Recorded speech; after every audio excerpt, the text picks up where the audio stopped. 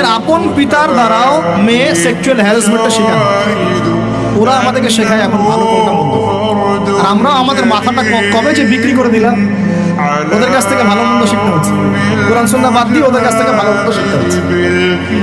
তো চাচাতো বোনকে সে খুব ভালোবাসতো, তাকে সে পেতে চাইতো, মানে তার সাথে সেক্সুয়াল সম্পর্ক করতে চাইতো। আমাকে 1000 বা 100 স্বর্ণ মুদ্রা দিতে পারো, দিনার, তাহলে আমি তোমার সাথে সেক্স করবো, মানে জেনা করবো না।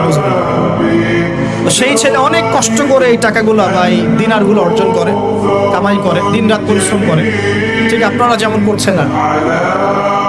তো এরপর সে তার স্বর্ণ মুদ্রা দেয়, দিয়ে বলে যে এখন আমাকে আমার কাজ করতে হবে।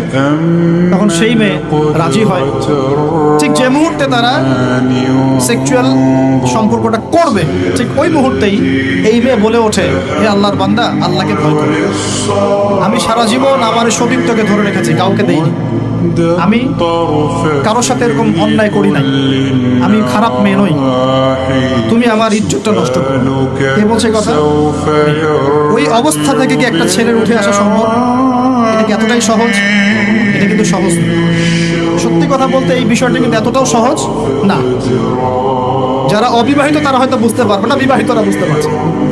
তো ওই অবস্থা থেকে সেই টাকাগুলো না নিয়ে সেই স্বর্ণ মুদ্রা মেয়েকে দিয়ে ওখান থেকে সেই ছেলে উঠে আসে আল্লাহর ভয়ে। সে এখন গুহার মধ্যে আটকা পড়েছে, আল্লাহকে বলছে, আল্লাহ ওই দিন ওই কাজ যদি তোমার সন্তুষ্টির জন্য করে থাকি, আজকে আমাকে মৃত্যুর হাত থেকে বাঁচাও। সমস্ত পাথর ধপধপ করে সরে গেল। এটা কিন্তু কোনো গাল গল্প না, এটা বনু ইসরাইলের ঘটনা, সত্য ঘটনা। এই হাদিস থেকে আমি আপনাকে দলিল দিচ্ছি যে যদি জেনার মতো পাপ থেকে আমি সরে আসতে পারি, সাক্ষাৎ মৌত থেকে আল্লাহ বাঁচাতে পারে।